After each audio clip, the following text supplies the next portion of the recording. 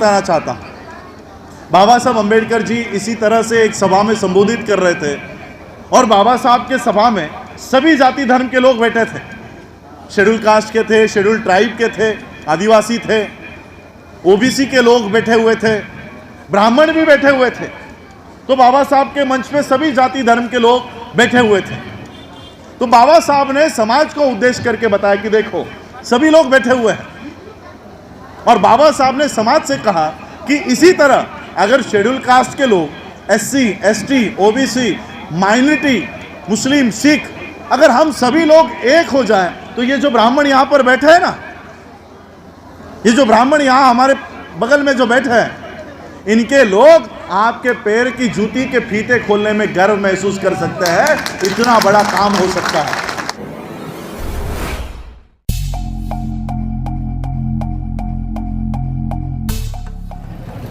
राजरत्न अम्बेडकर पहुंचे हैं आज लखीमपुर खीरी में। Doctor Bhimrao Ambedkar inter college है ये लखीमपुर खीरी का। मैं आपको लेकर चल रहा हूँ सीधा Lakhimpur Kheri doctor Ambedkar inter college के अंदर। आपको दिखा रहा हूँ किस तरह का कार्यक्रम है। बाबा साहब डॉक्टर अम्बेडकर की जो प्रतिमा है उस पर माल्यार्पण राजरत्न अम्बेडकर जी कर चुके हैं। ये लखीमपुर खीरी का doctor Bhimrao Ambedkar inter college है।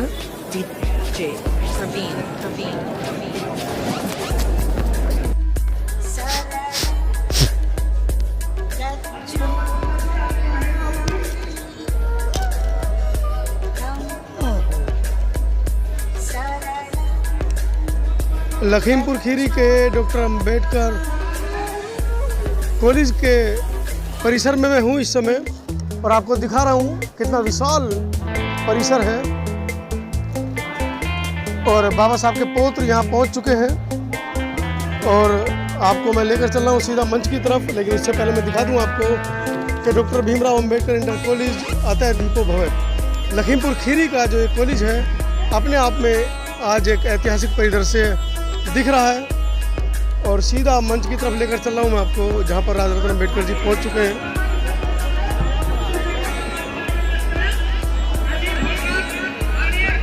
भिक्खू सुमित रतन जी भी साथ में हैं। भाई थोड़ा जगह छोड़ना। हेलो,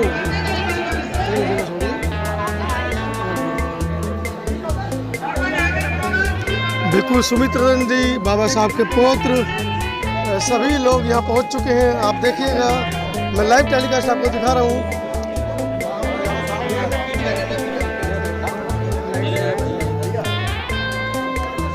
बाबा साहब के पौत्र डॉक्टर डॉक्टर राजरत्न अम्बेडकर जी, पूज्य भिक्खू सुमित रतन जी, पूरे एक सप्ताह की जो रूट है उनका उत्तर प्रदेश का, उसको लेकर वो पहुँचे हैं।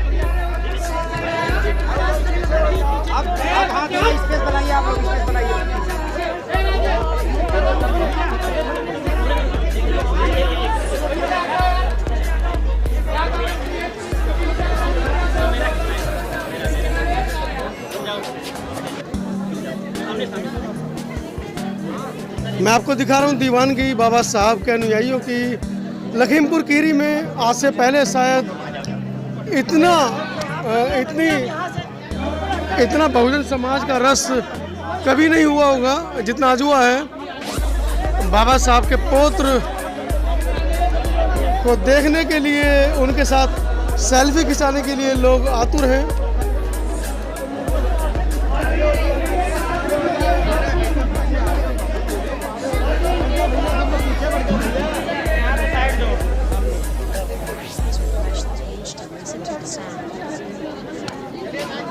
आइए ये लीजिए आप।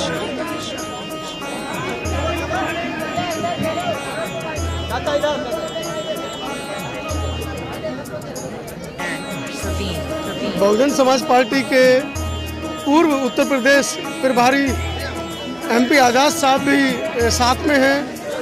राष्ट्रीय कवि राहुल नागपाल भी पीछे दिखाई दे रहे हैं साथ में।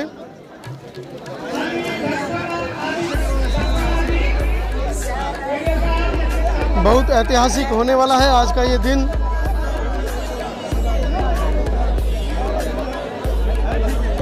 मैं आपको दिखा रहा हूँ किस तरह से बनते जी सबसे अग्रणी लाइन में है।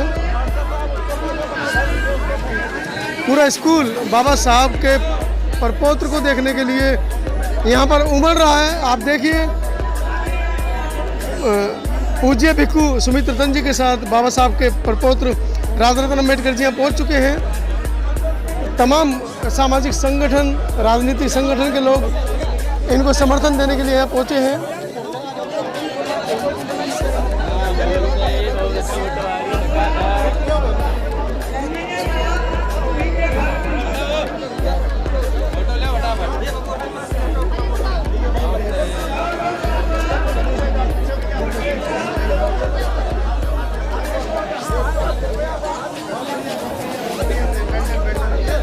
हमें भंते जी के पीछे राष्ट्रकवि राहुल नागपाल जी भी दिख रहे हैं और उत्तर प्रदेश के बहुजन समाज पार्टी के पूर्व प्रभारी MP आज़ाद भी यहाँ पर हैं। आप देख रहे हैं कितना विशाल ये कार्यक्रम है। बने रहे समता आवाज़ TV के साथ में। आज के इस कार्यक्रम में बहुत ऐतिहासिक आज का ये कार्यक्रम होने वाला है। मुझे लगता है कि डॉक्टर अम्बेडकर इंटर कॉलेज में आज से पहले इतना जमावड़ा बहुजनों का कभी नहीं हुआ होगा। आप देख रहे हैं कि छत पर भी किस तरह से बाबा साहब के प्रपौत्र को देखने के लिए यहाँ पर लोग उमड़ रहे हैं।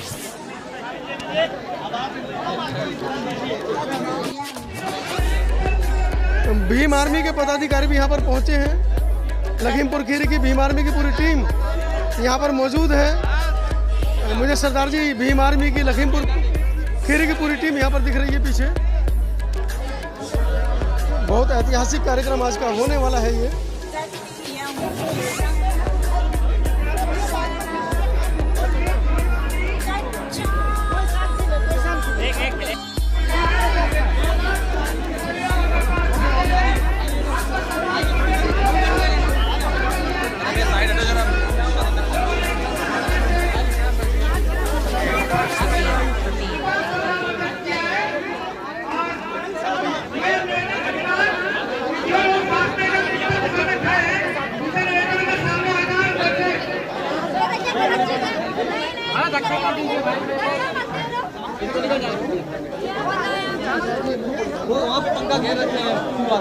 बस ऐसे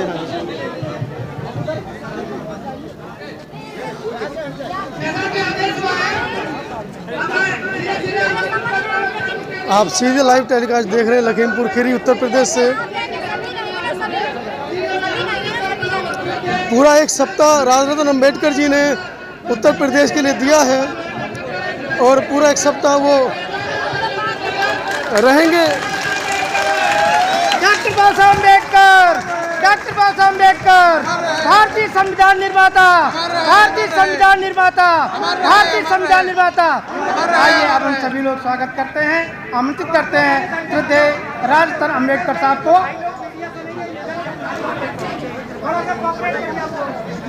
विश्व वंदनीय तथागत सम्यक संबुद्ध विश्व रत्न बोधिसत्व डॉक्टर बाबा साहब अम्बेडकर और जिन जिन महापुरुषों ने और महानायिकाओं ने हमारे हक और अधिकार की लड़ाई लड़ी, उन सभी महापुरुषों को और महानायिकाओं को मैं नमन करता हूं।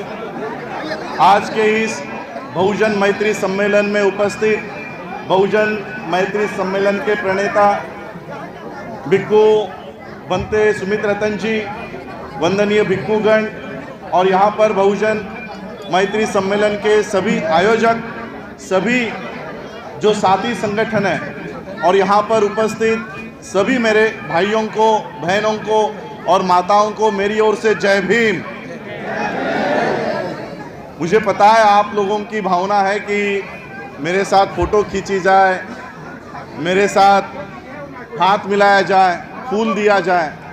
मैं आपके भावनाओं की कदर करता हूँ, लेकिन मैं आपको बताना चाहता हूँ, मुझसे फ़ोटो खींचने की आप लोग थोड़ी सी व्यवस्था बनाए रखें। पीछे भी लोग खड़े हैं, उन्हें नहीं दिखाई देगा शायद से।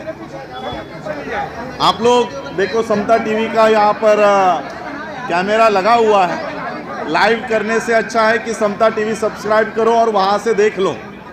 तो जो बातें हम लोग करने आए हैं, जो विचार हम लोग पूरे देश भर में फैला रहे हैं, उसे सुनो। उसके ऊपर अमल करो, वो ज़्यादा महत्वपूर्ण है। देखिए, अगर मेरी नैसर्गिक मृत्यु हुई तो और 35 से 40 साल में जी सकता हूँ। अब 35-40 साल के इंसान की जिसकी आयु है उसके साथ फोटो खिंचवाने से अच्छा है कि जो महापुरुषों की विचारधारा है उसे हमको बढ़ाया जाए। 2,500-3 हज़ार सालों की जो विचारधारा है उस विचारधारा को हमको बढ़ाना है, उस विचारधारा का हमको काम करना है। हमारा उम्र 40-50 साल से और ऊपर नहीं होगा, इसलिए 2,500 सालों की जो विचारधारा का प्रचार करने हम आए हैं उसे सुनिए। और आज हम बहुजन मैत्री सम्मेलन के माध्यम से क्यों आप लोगों के बीच आ रहे हैं? कहीं हमारे इस बहुजन मैत्री सम्मेलन की शुरुआत होते ही उत्तर प्रदेश में एक मैसेज फैला दिया गया, एक भ्रम फैला दिया गया कि राजरत्न अंबेडकर कोई पार्टी लेकर आ रहा है, कोई राजनीतिक पार्टी को हम लोग एस्टैब्लिश कर रहे हैं और राजनीतिक करने के लिए हम लोग ये बहुजन मैत्री सम्मेलनों का आयोजन कर रहे हैं। मैं आप लोगों को पूछना चाहता हूं कि अगर मैं राजनीतिक पार्टी बनाकर यहाँ पर आपके उत्तर प्रदेश में आऊँ तो मुझे आप क्या पद दे सकते हो? ज़्यादा से ज़्यादा मेंबर ऑफ पार्लियामेंट बना सकते हो, ज़्यादा से ज़्यादा member of legislative assembly MLA बना सकते हो, विधायक या सांसद बना सकते हो। राजनीतिक अगर पार्टी में शुरू करूं तो उसी में आप मुझे मंत्री बना सकते हो। कुछ साल और राजनीति में काम करूं तो शायद मैं प्रधानमंत्री बनूं, और उससे अगर और काम करूं तो राष्ट्रपति बनूं। राष्ट्रपति के ऊपर कोई पद है राजनीति में? नहीं है। मेरे पैदा होते ही अंबेडकर नाम जो मेरे पीछे लगा है ये राष्ट्रपति पद से कई गुना ऊंचा है, कई गुना बड़ा है। इसलिए मुझे आपके ये छोटे मोटे पदों में राष्ट्रपति, प्रधानमंत्री, विधायक, सांसद, इन पदों में इंटरेस्ट नहीं है। बाबा साहब अंबेडकर जी जिस विचारधारा पे काम कर रहे थे, हमें उस विचारधारा को मजबूत करना है। चाहे वो तथागत बुद्ध की विचारधारा हो, चाहे वो गुरु नानक जी की विचारधारा हो, चाहे वो गुरु रविदास जी की विचारधारा हो, संत कबीर जी की हो, इन विचारधारा को डॉक्टर बाबा साहब अंबेडकर जी ने संविधान में बाबा साहब अंबेडकर जी ने अंकित किया है। उसी विचारधारा का प्रचार प्रसार इसी यूपी में मान्यवर काशीराम जी ने किया। तो उस विचारधारा को हम बढ़ाने का काम कर रहे हैं और पूरे देश में हम लोग सत्ता परिवर्तन का नहीं तो व्यवस्था परिवर्तन का काम करने आए। व्यवस्था परिवर्तन के बिना अगर इस देश में सत्ता परिवर्तन होता है तो वो आपके किसी काम का नहीं होगा। बिना व्यवस्था परिवर्तन किए हुए सत्ता परिवर्तन आपके किसी काम का नहीं है। ये आपको मैं जीते जागते उदाहरण के तौर पर समझा सकता हूं। जीता जागता उदाहरण है। इस देश में प्रधानमंत्री से बड़ा कौन है? राष्ट्रपति। ये राष्ट्रपति किस समुदाय का है? आप लोगों का है। आप लोगों का राष्ट्रपति है। तो इस देश में अगर अनुसूचित जाति के लोगों का राष्ट्रपति है तो क्या अनुसूचित जाति के लोगों के ऊपर अन्याय होना चाहिए था? क्या इस देश का संविधान जलाया जाना चाहिए था? तो क्या ये राष्ट्रपति आपके किस काम का है? ये क्यों काम का नहीं है? क्योंकि राजनीति तो आपकी सबसे मजबूत है। राजनीति में सबसे बड़ा पद तो आपके पास है, लेकिन इस राजनीतिक परिवर्तन में आपका हिस्सेदारी इसलिए नहीं है क्योंकि ये राजनीतिक परिवर्तन, ये सत्ता परिवर्तन बिना व्यवस्था परिवर्तन का हुआ है। व्यवस्था परिवर्तन किए बिना इस देश का राष्ट्रपति ये पुरी के जगन्नाथ मंदिर में गए थे, अपने बीवी को साथ लेकर मंदिर में लिया गया, धक्के मारकर बाहर निकाल दिया गया। किसको? इस देश के राष्ट्रपति को। इस देश का राष्ट्रपति धक्के मारकर उसे बाहर निकाला जाता है। अगर राष्ट्रपति के साथ शेड्यूल कास्ट का होने के बावजूद उसके साथ अगर ऐसी हालत है तो आपके साथ क्या होगा? और इसलिए सत्ता परिवर्तन के लड़ाई से भी बहुत बड़ी लड़ाई बंते जी के माध्यम से और सभी लोगों के माध्यम से, सभी अम्बेडकराइट लोगों के माध्यम से, तथागत बुद्ध के मानने वाले लोगों के माध्यम से, गुरु नानक जी को मानने वाले लोगों के माध्यम से, गुरु रविदास जी के मानने वाले लोगों के माध्यम से, संत कबीर जी के मानने वाले लोगों के माध्यम से हम इस देश में सत्ता परिवर्तन की नहीं तो व्यवस्था परिवर्तन के आंदोलन को हम लोग इस देश में शुरू कर रहे हैं। और इसलिए हम लोग आज इस पूरे देश भर में घूम रहे हैं। मैं केवल आपके उत्तर प्रदेश में नहीं आ रहा हूं।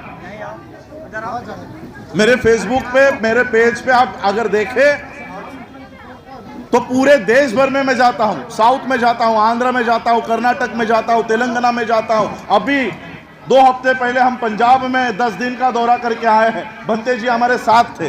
पंजाब का दौरा करके अब हम उत्तर प्रदेश में आए हैं, हरियाणा में है, बिहार में है, सभी राज्यों में हम लोग ये काम कर रहे हैं। लेकिन शायद 1-2 साल में आप लोगों के यहाँ पर इलेक्शंस है तो किसी ने ये हवा छोड़ दी कि हम लोग पॉलिटिकल पार्टी बनाने के लिए यहाँ पर आए हैं। मुझे आपके राजनीतिक झंडों में इंटरेस्ट नहीं है। आपके राजनीतिक झंडे आपके डिस्ट्रिक्ट तक और आपके स्टेट तक मर्यादित है। आपके राजनीतिक झंडे सिर्फ आपके राज्य तक मर्यादित है। यह झंडा पूरे विश्व में है, पूरे विश्व में यह झंडा है और इसलिए हम इस झंडे के नीचे काम करते हैं। मैं आप लोगों को आज बताना चाहता हूं कि क्या इस देश के ऊपर किस तरह के कानून बनाकर बाबा साहब अंबेडकर जी के संविधान को खत्म करने का काम शुरू हो गया। हम देख रहे हैं कि पिछले 1-1.5 सालों से पूरा देश ठप पड़ा हुआ है। पूरा देश ठप पड़ा है।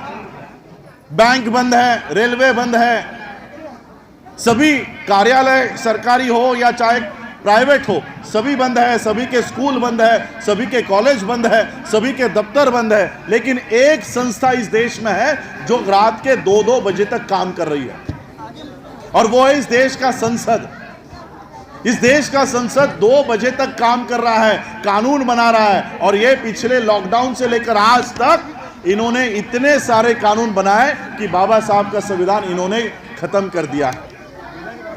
किसानों का कानून बनाकर, फार्मर एक्ट बनाकर किसानों की जमीन ये अडानी अंबानी को बेच दी।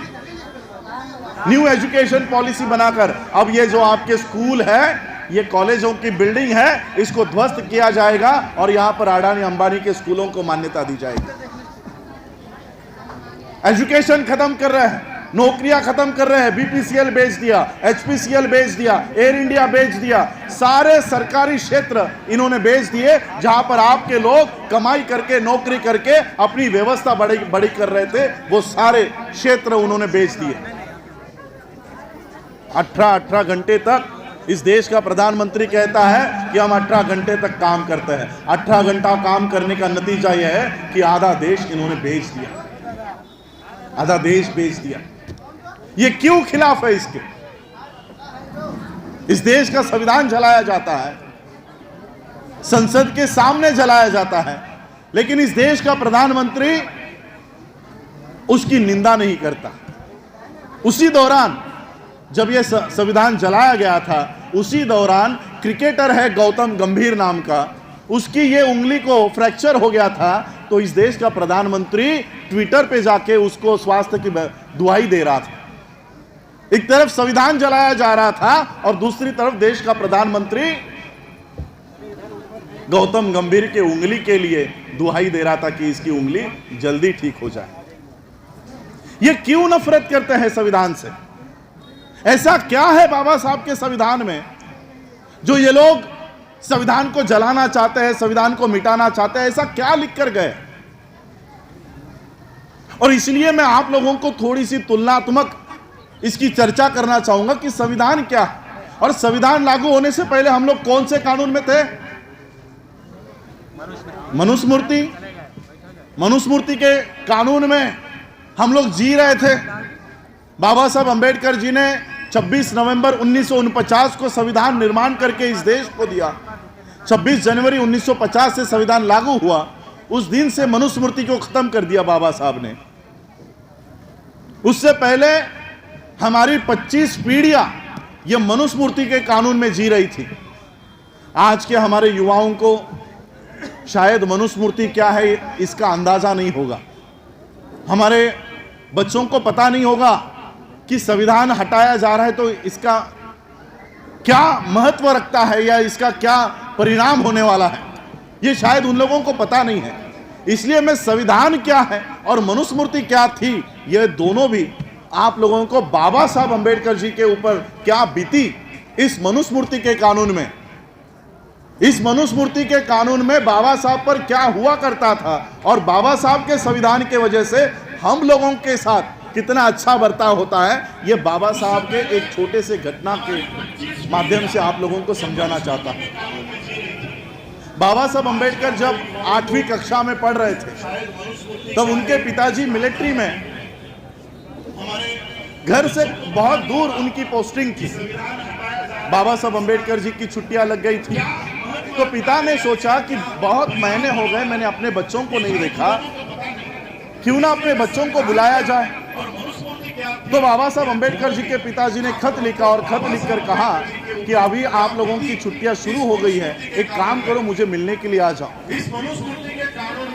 तो बाबा साहब अम्बेडकर, उनके बड़े भाई और उनके बहनों के बच्चे अपने पिता को मिलने के लिए निकल गए। बाबा साहब के पिताजी ने लिखा कि कौन से ट्रेन से आने वाले हो और कौन से दिन आने वाले हो, ये मुझे टेलीग्राम करके बता देना। बाबा साहब ने टेलीग्राम किया। अब ये टेलीग्राम बाबा साहब के पिताजी को मिला ही नहीं। अब पिता को पता नहीं कि बच्चे किस दिन आने वाले हैं, और बच्चे यहाँ से निकल गए। बच्चों ने ट्रेन पकड़ ली, जिस स्टेशन पर पिताजी ने कहा था कि उतरो वहां पर उतर गए। ट्रेन निकल गई, सभी लोग अपने अपने जगह निकल गए। वो बच्चे अभी भी राह देख रहे थे कि हमारे पिताजी आएंगे और हमें लेकर जाएंगे। उस स्टेशन मास्टर ने देखा कि सभी लोग चले गए, ये बच्चे अच्छे घर के लग रहे हैं, तो वो स्टेशन मास्टर बच्चों के पास आया और बच्चों को पूछा कि कहाँ जाना है। तो बाबा साहब ने कहा हमारे पिताजी यहाँ पर मिलिट्री के अफसर, उन्होंने हमें बुलाया है, शायद हमारा टेलीग्राम उनको नहीं मिला। तो उस स्टेशन मास्टर ने वहीं पर बगल में एक बैलगाड़ी खड़ी थी, उस बैलगाड़ी वाले को बुलाया और कहा देखो ये अच्छे घर के बच्चे लग रहे हैं, इनको अपने पिता के पास छोड़ दो, इनके पिताजी मिलिट्री के बड़े अफसर हैं। तो उस बैलगाड़ी वाले ने बाबा साहब को, उनके भाई को और सभी बच्चों को बैलगाड़ी में बिठाया। बैलगाड़ी बाबा साहब के पिताजी के दिशा की ओर बढ़ने लग गई और फिर वो बैलगाड़ी वाला बाबा साहब से, बच्चों से बातें करने लग गया कि कहाँ से आए हो, तुम्हारा नाम क्या है, कौन से गांव से हो, तुम्हारी जाति कौन सी है। और जैसे ही उसको जाति का पता चला, उस बैलगाड़ी वाले ने बैलगाड़ी रोकी और सभी बच्चों को गालियां देकर नीचे उतारा कि तुम अछूतों के बच्चे मेरे गाड़ी में बैठ कैसे गए, तुम अछूत हो, अभी क्या अभी मेरे गाड़ी से नीचे उतरो। सभी बच्चे नीचे उतर गए। बाबा साहब ने कहा ये ज्यादा पैसे ले लो लेकिन हमें छोड़ दो, हमें अपने पते पर छोड़ दो। ज्यादा पैसों के लालच के लिए वो बैलगाड़ी वाले ने कहा कि ठीक है, लेकिन तुम लोग मेरे गाड़ी में बैठ नहीं सकते, तुम लोग अछूत हो, इसलिए मेरे बैलगाड़ी के पीछे पीछे चलते चलते आओ। तो बाबा साहब, सभी बच्चे उस बैलगाड़ी के पीछे चलते चलते बढ़ रहे थे।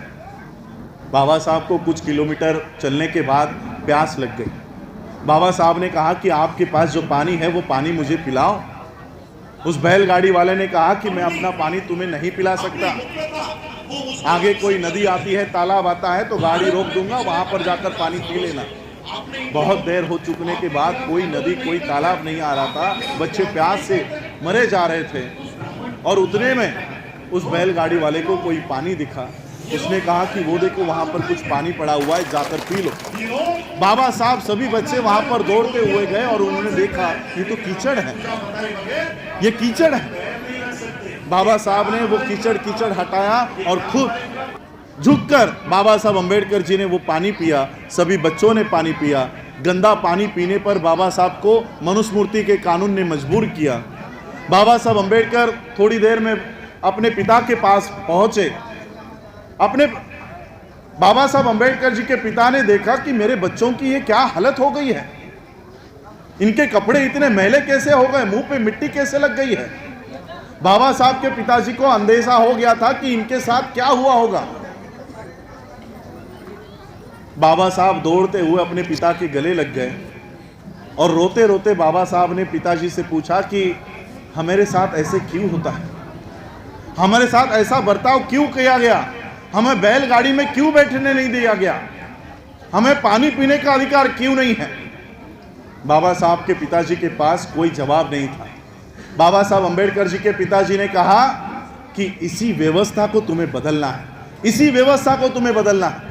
मनुस्मृति के कानून में बाबा साहब अम्बेडकर जी को बैलगाड़ी में बैठने का अधिकार नहीं दिया गया। मनुस्मृति के कानून में बाबा साहब को पानी पीने का अधिकार नहीं दिया गया। उन्हीं बाबा साहब अंबेडकर जी ने इस देश का संविधान निर्माण किया, और बाबा साहब के संविधान में जिन बाबा साहब को कीचड़ का पानी पीने के लिए मजबूर किया गया था, उसी संविधान में हम बिस्लेरी का पानी पी रहे हैं। ये बाबा साहब अंबेडकर जी का संविधान है, बिस्लेरी का पानी पी रहे हैं। कल हमारे साथ एयरफोर्स के कमांडर थे, कार्यक्रमों में, सभी कार्यक्रमों में शामिल थे। जिन बाबा साहब अंबेडकर जी को बैलगाड़ी में बैठने नहीं दिया गया था, उन्हीं बाबा साहब अंबेडकर जी के संविधान के वजह से आज हम लोग हवाई जहाज उड़ा रहे हैं। ये फर्क है, ये तुलना है। इसलिए इनको दिक्कत है कि जो लोग बैलगाड़ी में हम लोग इनको बैठने नहीं देते थे, अब हमारे सर पर बैठ गए, हम पर राज कर रहे हैं, हम लोगों पे राज कर रहे हैं। और इसलिए सरकार का एक अभियान आप लोगों ने सुना होगा, स्वच्छता अभियान। सुना है आप लोगों ने? क्या है स्वच्छता अभियान? कचरा हटाना, कचरा उठाना, यही है स्वच्छता अभियान। झाड़ू से कचरा साफ करने का अभियान नहीं है। स्वच्छता अभियान है कि रिजर्वेशन के माध्यम से जितने भी शेड्यूल कास्ट के लोग आईएएस बन गए, जितने भी शेड्यूल कास्ट के लोग क्लास 1 ऑफिसर बन गए, इंजीनियर बन गए, ऑफिसर बन गए, इन सभी लोगों को वहां से हटाओ, उन सभी लोगों को उन पदों से मुक्त करो, उन लोगों को साफ करो। सभी शासन दरबार में हमारे लोगों को हटाया जा रहा है। यह है इनका स्वच्छता अभियान। हमारे बच्चे, आज हम लोग ये कॉलेज में बैठे हुए हैं, बहुत सारे विद्यार्थी मुझे सुन रहे हैं। कई सारे विद्यार्थी कई सालों तक दिल्ली में जाते हैं और वहां पर पब्लिक सर्विस कमीशन की पढ़ाई करते हैं, यूपीएससी की पढ़ाई कर रहे हैं, 5-5 साल वहां पर पढ़ाई कर रहे हैं, लेकिन हमारे बच्चों को आईएएस पीसीएस में जॉब नहीं मिल रही। अब बिना पढ़ाई किए पिछले 2 साल पहले 11 ब्राह्मणों को आईएएस बना दिया गया, एंट्री चीफ सेक्रेटरी बना गया। कोई पढ़ाई नहीं, कोई एग्जाम नहीं, कोई ओरल इंटरव्यू नहीं, डायरेक्ट अपॉइंटमेंट है। हमारे बच्चे पढ़ाई करके आईएएस बनना चाह रहे थे, खत्म कर दिया उसको। सारी व्यवस्था, सारे अधिकार जो बाबा साहब ने हमें दिए थे, ये धीरे धीरे ये लोग खत्म कर रहे हैं। लॉकडाउन पूरा, ये कोरोना खत्म होते होते मुझे डर है कि कहीं ये इस देश के संविधान को ना खत्म कर दे। उत्तर प्रदेश में मैं बोर्ड देख रहा था, धन्यवाद मोदी जी, आप लोगों ने भी देखे होंगे, सारे बोर्ड लगाए हैं, वैक्सीन्स दिए हैं। अगर वैक्सीन्स देने के लिए मोदी जी को धन्यवाद दिया जा रहा है, तो वैक्सीन्स के बिना हमारे लोग वेंटिलेटर के बिना, ऑक्सीजन के बिना जितने मर गए, तो उसका दोषी भी मोदी जी को ही बताना चाहिए। वो दोषी भी, वो भी फोटो लगाओ कि ये भी आप ही की देन है, ये भी आपकी देन है। ये हमारे लोगों को धीरे धीरे खत्म कर रहे हैं। ये सारे बहुजन है जो मर रहे हैं। आज हम लोग नारा देते हैं कि हम लोग 85% के लोग। ये बहुजन मैत्री सम्मेलन का आयोजन क्यों किया गया है? 85% के लोग हैं। आप लोग ऐसा मानते हैं ना, आप लोग, कि हम लोग इस देश में संख्या हमारी ज्यादा है। SC, ST, OBC, minority, Sikh हो, मुस्लिम हो, क्रिश्चियन हो, बुद्धिस्ट हो, देश में हम लोग ज्यादा है। लेकिन पिछले 2500 सालों से 3.5% के लोग हम पे राज कर रहे हैं। संख्या में आप लोग ज्यादा हो। जिनकी लोकल बॉडी की इलेक्शन जीतने की कैपेसिटी नहीं है, जिनकी लोकल बॉडी की इलेक्शन में चुनकर आने की क्षमता नहीं है, ऐसे लोगों ने सुप्रीम कोर्ट हाथ में रखा है, मीडिया हाथ में रखा है, इस देश का संसद काबिज कर लिया है। क्यों? हम लोगों को इसका जवाब ढूंढना पड़ेगा। सिर्फ 3.5% के लोगों को गालियां देकर नहीं होने वाला। अपने गिरेबान में भी हम लोगों को झांक कर देखना होगा। क्या सही में हम लोग 85% के लोग हैं? क्या सही में हम लोग 85% हैं? हम लोगों को तो बांट कर रखा हुआ है, SC, ST, OBC और SC में हजारों जातियां बना दी हैं, और एक जात दूसरे जाति को आपस में उसको भाईचारा उसमें नहीं है। एक लगा देता है कि हम लोग ग्रेट चमार है, तो वाल्मीकि सोचता है अच्छा तू ग्रेट है तो हम क्या कम ग्रेट है, तुम ग्रेट हो तो हम रॉयल वाल्मीकि है। आपस में ही लड़ रहे हैं शेड्यूल कास्ट के लोग, जो बाबा साहब के संविधान से आप लोग फायदा ले रहे हो, आपस में ही लड़ रहे हैं। 85% होकर भी हम लोग अपनी ताकत नहीं दिखा सकते। मैं आप लोगों को एक छोटा सा किस्सा बताना चाहता हूं कि 85% होने के बावजूद भी हम लोग इस देश के शासक क्यों नहीं बन पा रहे, हम शासक क्यों नहीं हो रहे। एक अंग्रेज पत्रकार ने परदेश में एक ब्राह्मण का इंटरव्यू लिया।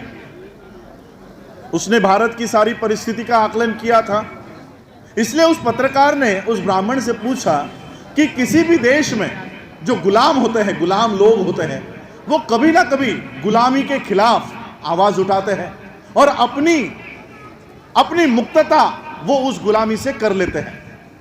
भारत में पिछले 2500 सालों से आपने इन लोगों को गुलाम बनाए रखा है, क्या ये लोग, भारत के लोग, आपके खिलाफ आवाज नहीं उठाते, आपके खिलाफ आंदोलन नहीं करते, आपके खिलाफ क्रांति नहीं करते? तो उस ब्राह्मण पुजारी ने कहा, कौन? भारत के लोग। ये लोग हमारे खिलाफ आवाज उठाएंगे? ये लोग बच्चा तो खुद पैदा कर सकते हैं, लेकिन हमारे बताए बिना अपने बच्चे का नामकरण नहीं कर सकते। ये लोग हमारे खिलाफ आवाज उठाएंगे? ये लोग अपना घर, अपनी कोठियां तो खुद बांध सकते हैं, लेकिन हमने पूजा बताए बगैर अपने घर में पैर नहीं रख सकते। ये क्या हमारे खिलाफ आवाज उठाएंगे? ये क्या हमारे खिलाफ आंदोलन करेंगे? इसलिए हम इस देश में सत्ता परिवर्तन के लिए नहीं, उस व्यवस्था परिवर्तन के लिए काम कर रहे हैं। इस विचारधारा आज हम लोग, चाहे वो गुरु रविदास सभा के लोग हो, वाल्मीकि समाज के लोग हो, सिख धर्म के लोग हो, मुस्लिम धर्म के लोग हो, क्रिश्चियन धर्म के लोग हो, हम सभी लोगों की विचारधारा समानता के ऊपर आधारित है। समता को मानते हो ना आप सभी लोग, बंधुता भाईचारा को मानते हो। गुरु रविदास जी ने वही बातें कही, तथागत बुद्ध ने वही बातें कही है, गुरु नानक जी ने वही कहा है। अगर हमारी विचारधारा एक है तो हम अपने आंदोलनों को अलग अलग क्यों लड़ रहे हैं? अगर हमारी विचारधारा एक है, इस देश में दो ही विचारधाराओं का लड़ाई इस देश में चल रही है। एक विचारधारा जो तथागत बुद्ध से लेकर डॉक्टर बाबा साहब अंबेडकर, मान्यवर काशीराम तक इस देश में चली आ रही है, और दूसरी विचारधारा शंभुक को जानते हो ना? दूसरी विचारधारा क्या है कि शूद्रों ने पढ़ाई अगर कर ली तो इनका धर्म भ्रष्ट हो जाता है। यह विचारधारा है। ये दो विचारधारा इस देश में चल रही है। ये दो ही विचारधाराओं का इस देश में लड़ाई इस देश में चल रही है। आप लोग पहले विचारधारा के हो कि दूसरे विचारधारा के? किस विचारधारा को सपोर्ट करते हो? कि शूद्रों ने पढ़ाई करने से आपका धर्म भ्रष्ट हो रहा है? आप समता के ऊपर, समानता के ऊपर, भाईचारा के ऊपर आप लोग विश्वास करते हो, तो अगर हमारी विचारधारा एक है, हमारा अगर दुश्मन एक है, तो हमारी लड़ाई अलग अलग क्यों? और इसलिए पूरे देश भर में हम सभी लोगों को एक कर रहे हैं और बहुजनों को एक कर रहे हैं। कितने भी ऑर्गेनाइजेशंस हमारे हैं, चाहे वो गुरु रविदास सभा हो, संत कबीर मठ के लोग हो, वाल्मीकि समाज के लोग हो, हम सभी लोगों को अपने अपने ऑर्गेनाइजेशंस के साथ एक कर रहे हैं कि हम सभी लोग एक होकर बाबा साहब ने दिए हुए हक और अधिकार हमें बचाने हैं। उसके लिए हम सभी लोगों को एक होना है, क्योंकि इसके बिना कितनी भी सत्ता परिवर्तन आप कर लो, वो सत्ता परिवर्तन का बेनिफिट आपको नहीं होगा। 130 मेंबर ऑफ पार्लियामेंट है आपके, कितने? 130 एमपी। पिछले साल में हाथरस में गया था, हमारी एक बच्ची पर वहां पर बलात्कार करके खून कर दिया गया था। उस क्षेत्र का एमएलए भी उसी जाति का, जिस जाति की वो बच्ची थी उसी जाति का एमएलए और उसी जाति का मेंबर ऑफ पार्लियामेंट आज तक मुंह नहीं खोला। पूरा देश रास्तों के ऊपर था, लेकिन आज तक ना वो उस मेंबर ऑफ पार्लियामेंट ने मुंह खोला, ना एमएलए ने मुंह खोला। तो ऐसे एमएलए आपको तैयार करने हैं क्या? ऐसे एमपी आपको चाहिए? आपके उत्तर प्रदेश में भी कई सारे एमपी हैं जो शेड्यूल कास्ट के हैं, कभी आपकी बात की उन्होंने? तो ऐसे मेंबर ऑफ पार्लियामेंट आपको चाहिए? बिना व्यवस्था परिवर्तन किए हुए सत्ता परिवर्तन हमारे हाथ में आने के बावजूद हमारे किसी काम का नहीं होगा। और इसलिए हम उस काम में लगे हुए हैं। बहुजन मैत्री सम्मेलनों के माध्यम से SC ST OBC के लोगों को हम एक कर रहे हैं। मुझे पता है, मैं उत्तर प्रदेश में पहली बार अलग अलग जिलों में जा रहा हूँ, वरना बाहर तो हमने बहुत सारे कार्यक्रम किए, लेकिन पहली बार हम जिले वाइज हम लोग उतर रहे हैं। अभी तो हम जिले वाइज उतर रहे हैं। ये 5 चरण में है, ये पहला चरण चल रहा है। 4 तारीख तक एक दिन में 2 जिलों में हम जा रहे हैं। 2 बड़ी बड़ी पब्लिक मीटिंग्स हो रही है। मेरे फेसबुक पेज से सारे लाइव भी हो रहा है। करीब 17 से 18 देशों के लोग आप लोगों को देख रहे हैं। 17-18 देशों के लोग हमको देख रहे हैं। हमारे पास तो मीडिया है नहीं, है आप लोगों का कोई मीडिया? राहुल गांधी के सभा में 100 लोग नहीं आते होंगे, लेकिन पूरा मीडिया उसी को दिखाएगा। मोदी के सभा में लोग पकड़ के लाए जाते हैं। अमित शाह के सभा में लोग पकड़ के लाए जाते हैं। 24 घंटे उनको टीवी दिखाता है, लेकिन हम लोगों के सभाओं को कोई नहीं दिखाता, कोई नहीं दिखाता।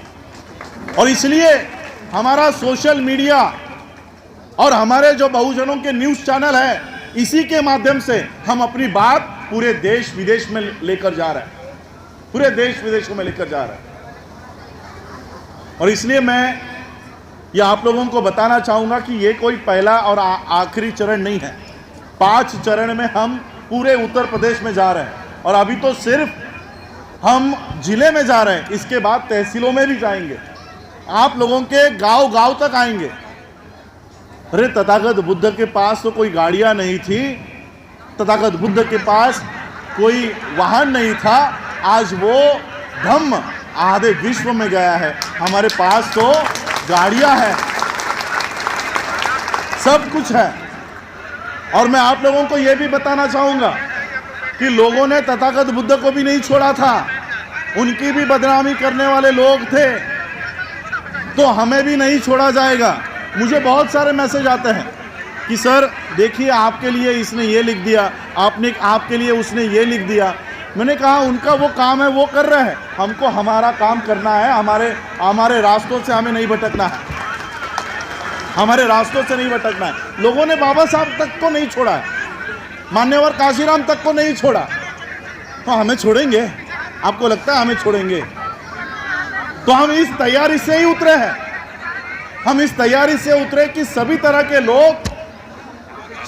के लोग हम लोगों को मिलने वाले हैं। आलोचक भी मिलेंगे और आप लोगों जैसे प्रोत्साहन देने वाले लोग भी मिलेंगे। मैं आप लोगों को बताना चाहता हूं, मैं तथागत बुद्ध को मानता हूं, और मानता ही नहीं हूं तो उनकी जो बातें हैं वो जीवन में हमने ढालने का प्रयत्न किया है। और इसलिए किसी के गालियों से ना तो हम मायूस होते हैं, ना तो किसी के तालियों से हम उत्तेजित होते हैं। हमारा प्रेरणा स्रोत ये यहाँ पर है, ये दोनों यहाँ पर है। यहाँ से हमें प्रेरणा मिलती है और यहीं से हम काम कर रहे हैं। आप लोग मुझे देखने के लिए, मेरे साथ फोटो खींचने के लिए उत्सुक हो, उस भावना का मैं कदर करता हूँ। लेकिन मैं आप लोगों को बताना चाहता हूँ, आप लोग ये सोचकर मेरे साथ सेल्फीज लेने के लिए आ रहे हो कि बाबा साहब के परिवार का सदस्य आया है, इसके साथ फ़ोटो खींचा जाए, इसको हार माला पहनाया जाए। लेकिन मैं आपको बताना चाहता हूँ, बाबा साहब अम्बेडकर जी ने अपने जीवन का सारा समय अपने परिवार को नहीं दिया, सारा समय आप लोगों को दिया। बाबा साहब अम्बेडकर जी के 4 बच्चे मर गए, 4। बाबा साहब का राजरतन मर गया, बाबा साहब का गंगाधर मर गया, इंदू मर गई, रमेश मर गया। बाबा साहब घर में अपने बच्चों को बचाने के लिए नहीं थे, बाबा साहब आपके बच्चे नहीं मरे, इसलिए दिन रात आपके लिए काम कर रहे थे। इसलिए मैं आपको बताना चाहूंगा, ये जो मैं यहां खड़ा हूं, ये बाबा साहब का परिवार नहीं है। ये जो यहां पर लोग खड़े हैं, ये बाबा साहब का असली परिवार है। बल्कि मुझे आप लोगों के साथ सेल्फी खिंचवाने में अभिमान महसूस होगा कि बाबा साहब को मानने वाले लोग आज भी जीवित हैं और आज भी मजबूत हैं। और मैं आपको बताना चाहूंगा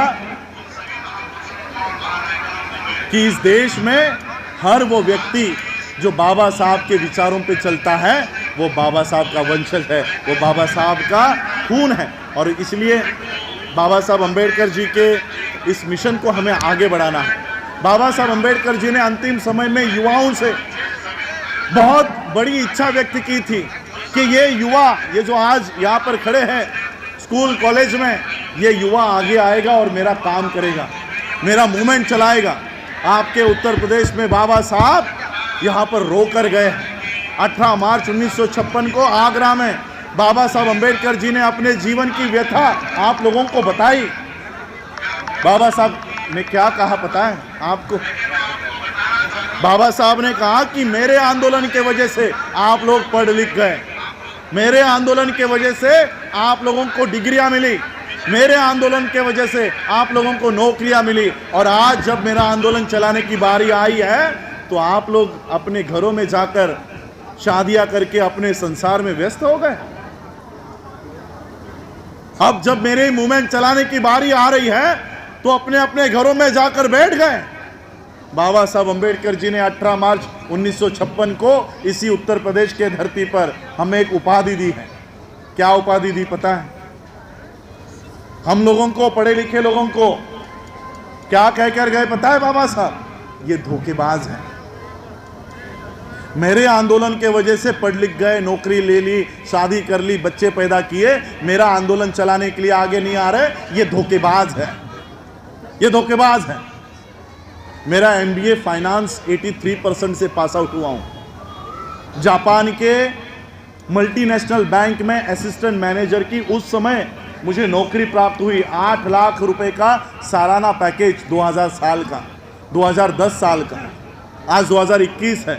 अगर आज मैं वो नौकरी कर लेता तो 10 साढ़े 10 साल पूरे हो गए होते और 20-25 लाख का पैकेज साल का होता मेरा।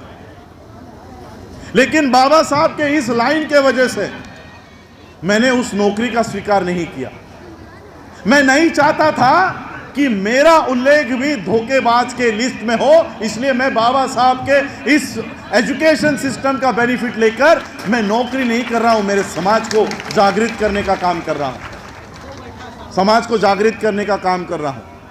हमारे पास मीडिया होता तो मुंबई के स्टूडियो में बैठकर ये बातें मैं आप लोगों को टीवी पर बताता। हमारे पास मीडिया नहीं है, इसलिए गांव-गांव में उतरकर ये मुंह चलाने का काम मैं कर रहा हूं, आप लोगों के पास में आ रहा हूं, आप लोगों तक आ रहा हूं। और इसलिए इस मूवमेंट को चलाने के लिए मैं आप लोगों से साथ सहयोग चाहूँगा। हमारे बुद्धिजीवी जो बाबा साहब अंबेडकर जी के संविधान का बेनिफिट लेकर आज IAS बन गए, IPS बन गए।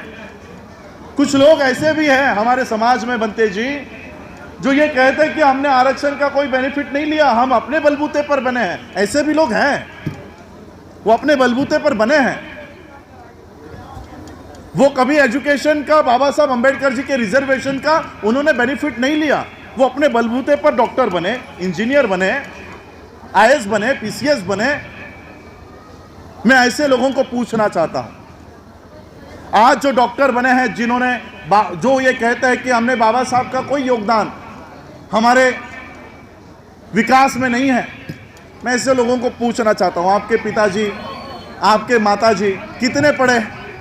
तो ऐसे लोग कहते हैं मुझे कि नहीं नहीं, वो भी पढ़े लिखे थे, वो भी 10वीं पास थे, मेरी माताजी भी 10वीं पास थी, पिताजी भी 12वीं पास थे। डॉक्टर IAS के जवाब ये होते हैं।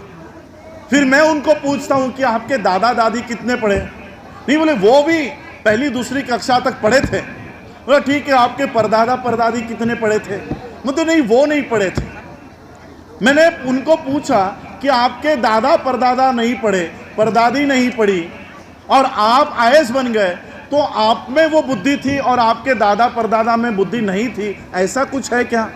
वो निर्बुद्ध थे, वो मतिमंद थे, ऐसा कुछ है क्या? तो नहीं, वो भी बुद्धिमान थे, लेकिन उस समय उनको पढ़ाई लिखाई करने का अधिकार नहीं था। यही अधिकार बाबा साहब ने प्राप्त करके दिया। भले ही आप लोग आरक्षण का बेनिफिट लो या नहीं लो, आज जो कुछ हमारी प्रगति है वो बाबा साहब की देन है। इसलिए कुछ लोगों का मानना होता है नहीं, हमने रिजर्वेशन नहीं लिया, मैं तो जनरल सीट से आईएएस बना हूं, मैं तो ओपन कैटेगरी में से डॉक्टर बना हूं, मैं तो ओपन कैटेगरी से लेक्चरर बना हूं। ये लेक्चरर बनने का काम भी बाबा साहब अंबेडकर जी की वजह से हुआ है। मुझे जब मैं तेलंगाना में था तो मेरे बगल में एक कांग्रेस के एमएलए बैठे थे। अब मुझे पता नहीं था वो कांग्रेस के एमएलए हैं, और वो संविधान बचाओ की रैली चल रही थी हमारी। तो वो मुझे पूछ रहे थे, उन्हें बाबा साहब के बारे में इतना पता नहीं था, तो मुझे पूछ रहे थे कि बाबा साहब की प्रॉपर्टी कितनी है, बाबा साहब की संपत्ति कितनी है, आपके पास कितने घर हैं, बाबा साहब के कितने बंगले आपके पास है। मैं आप लोगों को आज बाबा साहब की प्रॉपर्टी बताना चाहता हूं। बाबा साहब अंबेडकर जी, उनका जब महापरिनिर्वाण हुआ तब वो 4 खातों के मंत्री रह चुके थे, 4 खातों के मंत्री। आज कोई एक सरपंच भी बन जाता है। सरपंच को क्या कहते हो आप लोग उत्तर प्रदेश में? प्रधान भी बन जाता है। तो 7 पुश्तों तक कमा लेता है कि उनको भी कम नहीं पड़ना चाहिए, जमीन ले लेता है, पैसे बना लेता है।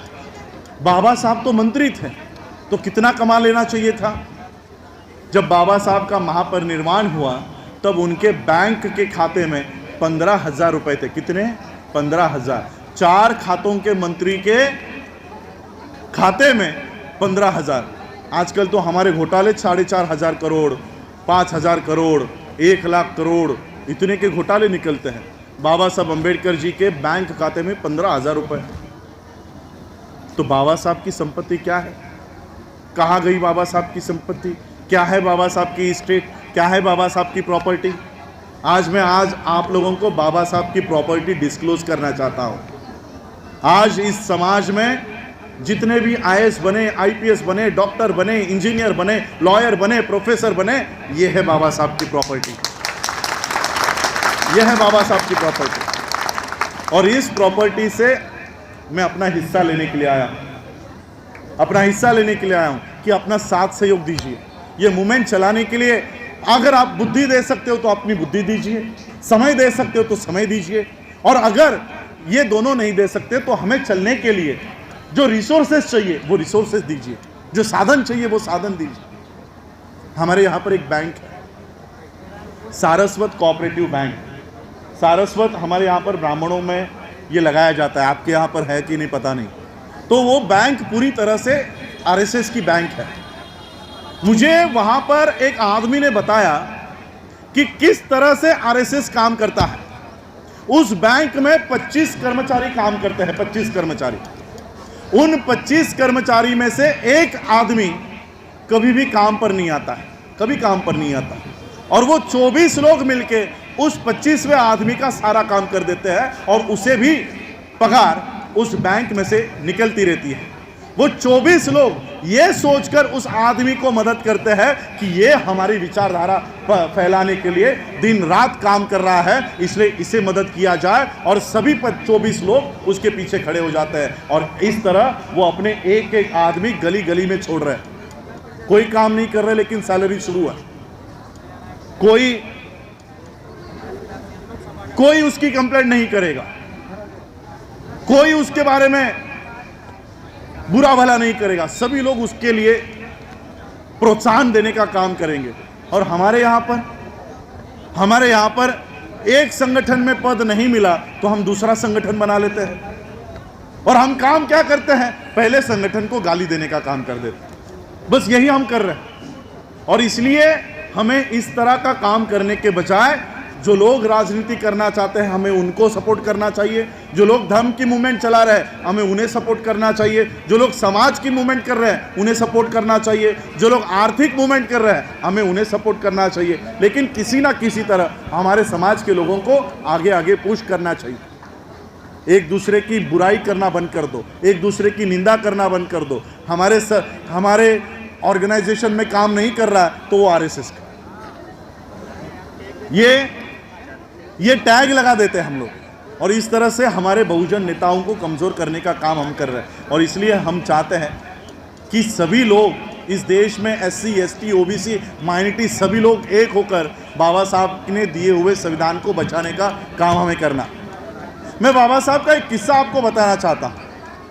बाबा साहब अम्बेडकर जी इसी तरह से एक सभा में संबोधित कर रहे थे, और बाबा साहब के सभा में सभी जाति धर्म के लोग बैठे थे।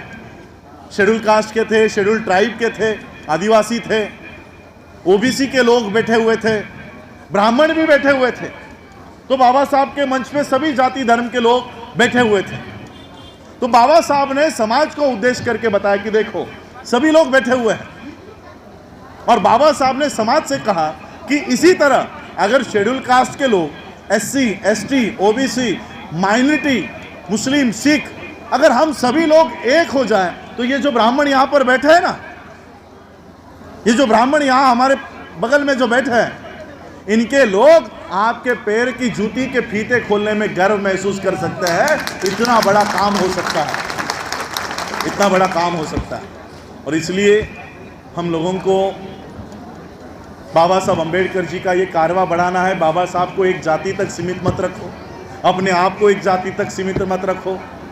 मैं देख रहा हूँ उत्तर प्रदेश में एक भावना बढ़ती जा रही है, जातियों को मजबूत किया जा रहा है, अपने आप को ग्रेट चमार हम लोग लिख रहे हैं। अगर आप ग्रेट चमार हैं तो मैंने क्या गुनाह किया है? मैं ग्रेट नहीं हूं। वाल्मीकि समाज के फिर लोग रॉयल वाल्मीकि लिखना शुरू कर रहे हैं, और आपस में ही हम लोग लड़ रहे हैं। इसलिए हम लोगों को, मैं तो कहना चाहता हूं, बाबा साहब को पढ़ो।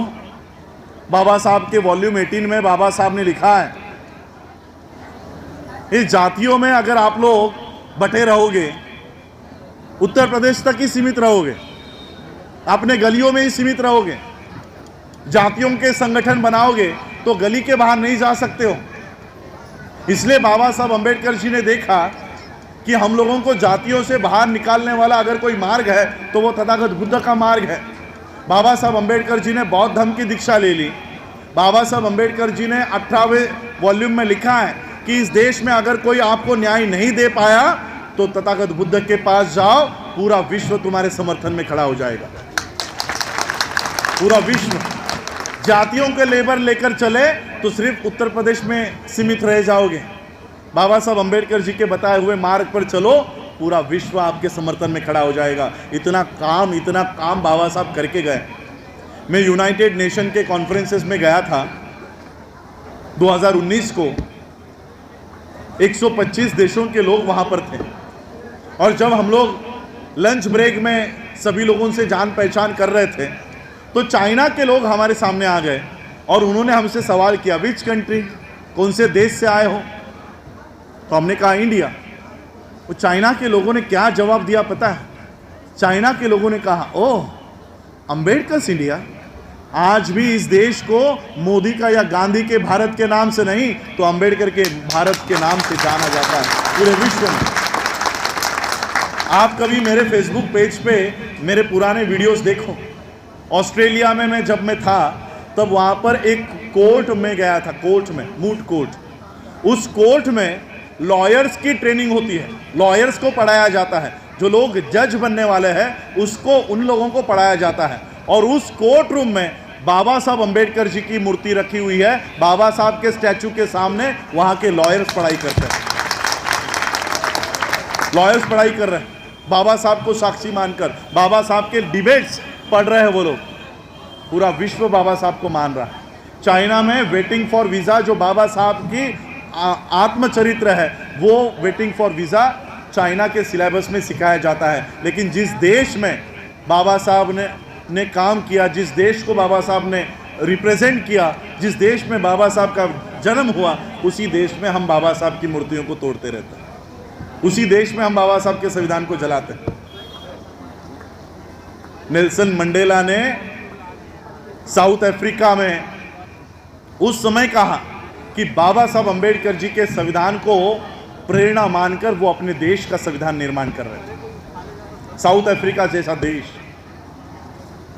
बराक ओबामा ये खुद कहता है कि अगर बाबा साहब हमारे देश में पैदा होते तो हम सूरज का नाम बदलकर अंबेडकर कर देते।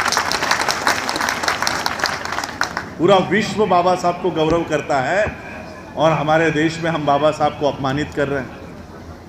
इसलिए बाबा साहब का ये कारवां हमें आगे बढ़ाना है। बहुजन मैत्री सम्मेलन के माध्यम से सभी संगठन बाबा साहब के नाम से इस देश में 1 लाख से भी ज्यादा संगठन है। अंबेडकर नाम से 1 लाख से ज्यादा संगठन इस देश में है। तथागत बुद्ध के नाम से अलग है, गुरु रविदास जी के नाम से अलग है, संत कबीर मठ के नाम से अलग है, वाल्मीकि समाज के अलग संगठन है। हम लोग अलग अलग संगठन, ये अलग अलग उंगलियों जैसे हैं। इस उंगली को, एक उंगली से मैं किसी को नहीं मार सकता, मेरी उंगली टूट जाएगी। अगर ये उंगलियां अलग अलग, चाहे वो तथागत बुद्ध के संगठन हो, डॉक्टर बाबा साहब अंबेडकर जी के संगठन हो, संत कबीर जी के संगठन हो, गुरु रविदास जी के संगठन हो, गुरु नानक जी के संगठन हो, ये सभी संगठन अगर एक हो गए तो ये मुट्ठी बनेगी। और ये मुट्ठी जब इन मनुवादियों के मुंह पर पड़ेगी तो ये उठेंगे नहीं, उठ जाएंगे। और इसलिए हम लोगों को इकट्ठा होना है। बहुजन मैत्री सम्मेलनों के माध्यम से पूरे देश के SC ST OBC के लोगों को हम एक कर रहे हैं और यही हम लोग उम्मीद लेकर चल रहे हैं कि पूरे देश भर में जिस तरह से आज हम लोग एक हो रहे हैं वो पूरे देश भर में कार्यक्रम हो। और आज मैं आप लोगों को एडवांस में एक न्योता देने के लिए भी आया हूँ। एडवांस में एक न्योता देकर जा रहा हूँ।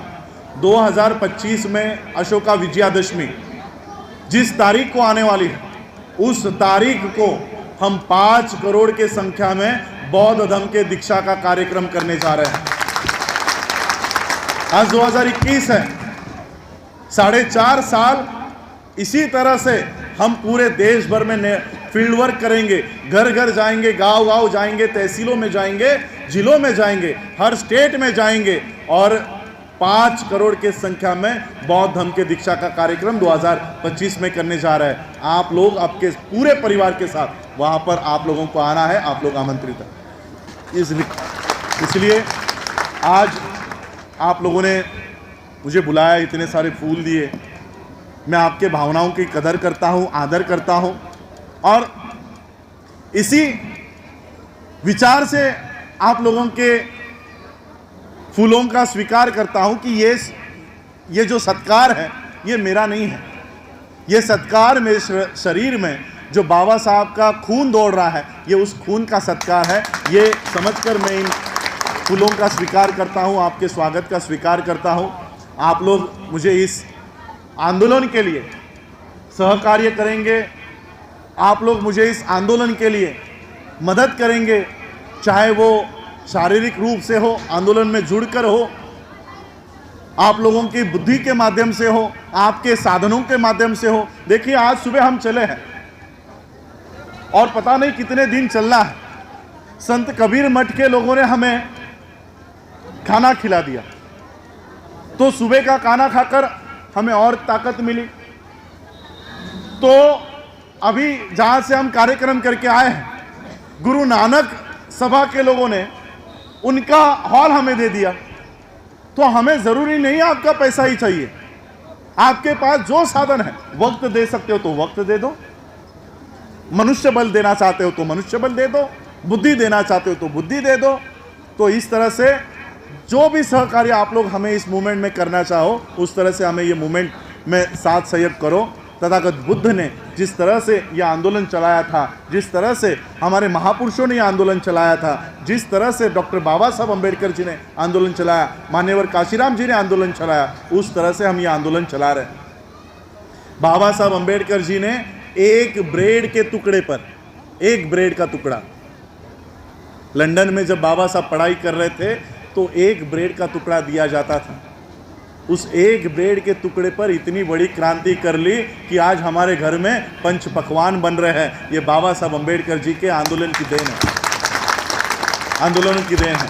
तो इस आंदोलन को चलाने के लिए, बढ़ाने के लिए जितना भी साथ सहयोग हो सके आप लोग कीजिएगा। इतने ही आशा और विश्वास में व्यक्त करता हूँ। आप लोगों ने मुझे सुना, उसके लिए आप सभी लोगों का आभार। आयोजक जो लोग इस मैत्री सम्मेलन का आयोजन जिन्होंने किया है, उन सभी संगठनों का, सभी पदाधिकारियों का मैं अभिनंदन करता हूं। मैं उनका शुक्रिया अदा करना चाहता हूं कि आप लोगों ने ये कार्यक्रम आयोजित किया, मुझे अपनी बात रखने का ये प्लेटफॉर्म दिया, ये बात रखने का मौका दिया। आप लोगों ने मेरी बात सुनी, उसके लिए आप सभी लोगों का आभार। जय भीम, जय भारत, जय बुद्ध।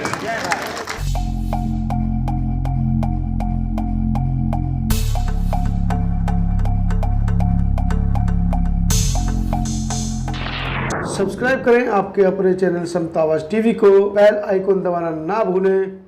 सबसे पहले हमारी वीडियो